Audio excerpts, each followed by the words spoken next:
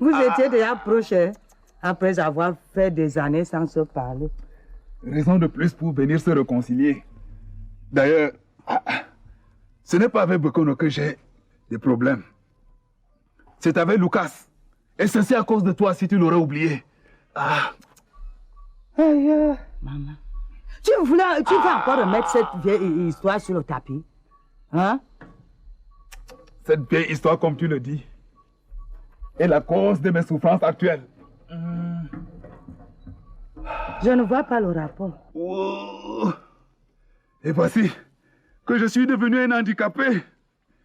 Ceci parce que je veux faire la paix des braves. Je ne comprends toujours pas. Écoute, Pam. Si je suis venu à l'enterrement de Bekono, bien sûr, c'est parce qu'on est parents. Mais c'est surtout pour faire la paix avec Lucas. Je voulais lui montrer qu'en tant que chrétien, je suis prêt à faire table rase sur le passé. Ça fait 1000 fois que je te répète qu'il ne s'est rien passé entre nous. Et ça fait 1000 fois que je te dis que je ne te crois pas. Pourquoi m'as-tu donc amené, hein? Si tu me soupçonnais toujours. Je ne comprends pas pourquoi tu as tellement insisté que je vienne. Tu veux la vérité? Oui, et la vraie. La vérité est que je voulais vérifier si le feu couvre encore entre vous deux. Voilà. C'est pour cela que tu contrôlais tous mes gestes et faits pour nous surprendre. Et si je te surprenais, Benda? Si je te surprenais, je vous tuais tous les deux. Crois-moi. Vous serez partis à la fois avec Bekono. Tu n'as donc rien trouvé? Heureusement. Heureusement, tu es resté sage. Tu t'es bien comporté. Écoute, hein, j'ai ma conscience tranquille. Je suis propre. Et si ça te plaît d'être jaloux, inutilement, c'est ton problème. En voulant mettre de l'ordre dans ma famille, voilà ce que je récolte. Hein? Une jambe écorchée, une épaule arrachée. N'exagère pas. Tu sais très bien que tu n'as rien de grave. Aïe. D'ici 2 jours, tu auras déjà tout oublié.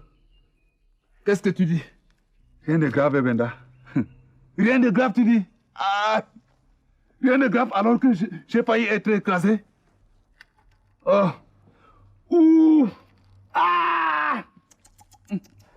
D'ailleurs, dès que je retourne à Biboulaman, qu'on ne me parle plus de gens de Yop. Oui, ce Yop, ce village de sorciers. Je croyais que seul Lucas était sorcier. Mais c'est finalement tout le village qui l'est. Ouh.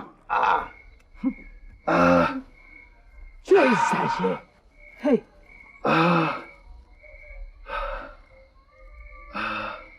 Les gars, qu'est-ce qu'on attend? Qu'est-ce que nous faisons ici? Nous, on a fini notre travail. Avez-vous déjà enseveli un corps dans la nuit? Non. Non. Et on ne fait qu'attendre. Attendre quoi? Paraît qu'on le réanime. Quoi? Oui. Mais il faudrait qu'on nous dise ce qu'il y aura après. Hein? Ou on attend qu'il meure pour de bon, ou il est bel et bien vivant et on n'a plus rien à faire ici. Un peu de calme, les gars. Ils ne vont pas caler là-dedans. Ils finiront toujours par sortir. N'est-ce pas? Toi aussi. Dans tous les cas, il n'y a que 2 hypothèses. 2. S'il est mort vrai, hein, on l'enterre et on oublie. S'il dit qu'il ne meurt, le camp. Pourquoi le combler? Je n'ai jamais comblé un trou vide de ma naissance. Tu vas donc commencer aujourd'hui. Et on ne peut combler ce trou s'il n'y a rien dedans.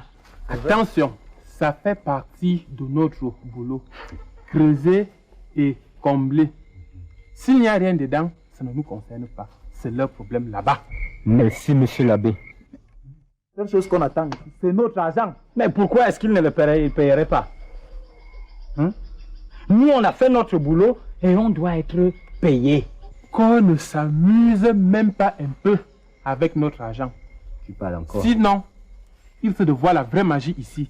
On creuse toute la nuit et on ne nous paye pas. Comment? Calme-toi. On ne peut ne pas nous payer. Les gens d'ici sont rigolos. Tu parles. Avec toute la sorcellerie qu'ils font là. Oui. Ça ne nous regarde pas. Parlons pour nous. Avec le cadavre qui revient.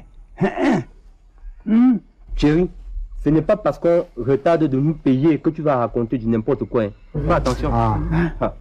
Pour ce qui est d'argent, je crois qu'on n'a pas à s'inquiéter. Zala n'est quand même pas n'importe qui. Notre argent, un point, un trait. Mais c'est plus qu'on attend ici. Comment?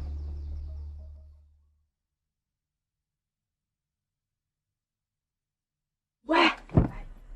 Aïe, cette chaussure s'est déchirée et m'a tordu la cheville. Heureusement que je marche toujours avec mon small no bicycle.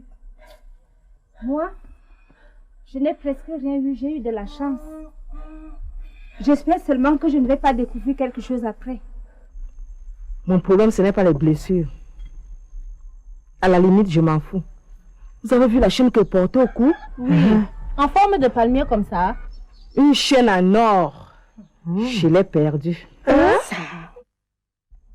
Tu as vraiment regardé partout? J'ai fouillé toute la cour. Non, fouille encore, fouille encore. J'ai refait le chemin que j'ai pris lorsque cette histoire est arrivée. Rien. Tu penses bien que si quelqu'un l'a ramassé, il ne viendra pas te la remettre. Hein? Une chaîne en or, ça ne court pas les rues. Tu peux faire une croix dessus. Hein? Elle n'est même pas à moi. En plus, c'est la chaîne d'une... Elle va seulement me tuer quand je lui dirai ça. Oh là là. Quand elle apprendra comment tu l'as perdue, elle comprendra. Ma soeur, elle ne voulait même pas me la prêter. Ça force d'insister que je l'ai eue. Voilà. Il ne faut jamais emprunter les choses d'autrui, surtout lors des deuils. Les voleurs se sont spécialisés dans les deuils. Je te dis, il faut seulement voir ce qui se passe dans les morgues lors des levées de corps. Ne fais même pas l'erreur de t'oublier un peu. On te corrige bien même. Qu'est-ce qu'il y a même à amener les choses de valeur dans les deuils? N'est-ce pas pour se faire voir? Voir. Surtout quand elles ne t'appartiennent pas. Les femmes? Voilà alors le résultat. Ce n'est pas seulement les choses de valeur. Même le simple argent, on pique. L'argent n'a pas de valeur. Comment? Si tu en as tant que ça, viens me le verser ici. Tu aurais tout entendu.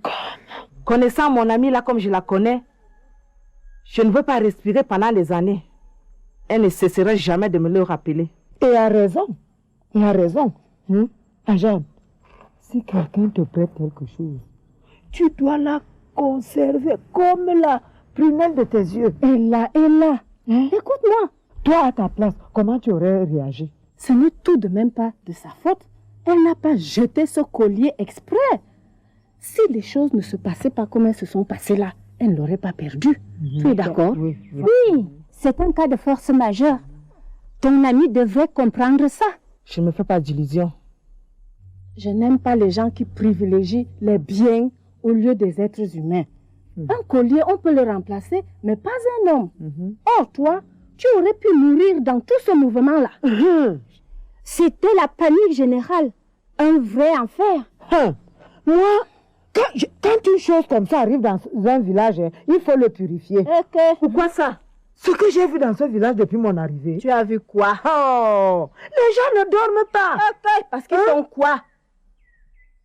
Moi, je pense que c'est un signe. Un signe de quoi, Ella? Un signe de Dieu. Un message pour que les gens de ce village prennent peur et qu'ils changent. Ella. Tous les villages sont comme ça, non? Tous. Mais ce n'est pas tous les jours que les gens ressuscitent dans un village. Bon, c'est un fait exceptionnel, mais il peut arriver partout. Rien ne nous dit que ça n'arrive pas en ville.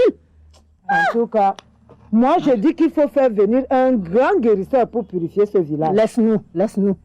Si c'est un message de Dieu, pourquoi faire venir un guérisseur et non pas un prêtre? Tu ne sais pas qu'il y a des guérisseurs qui sont plus forts que les prêtres? Vraiment. En tout cas, que ce soit l'un ou l'autre, moi, je dis pourvu qu'il y ait quelqu'un. Laisse-nous comme ça. Il paraît qu'on va faire sortir le ressuscité. Pour que tout le monde entende ce qu'il a à dire. Ah bon? Mais je ne peux pas louper ça. Mais fais attention de ne rien perdre, surtout quand ça ne t'appartient pas. Moi, je ne serai pas là.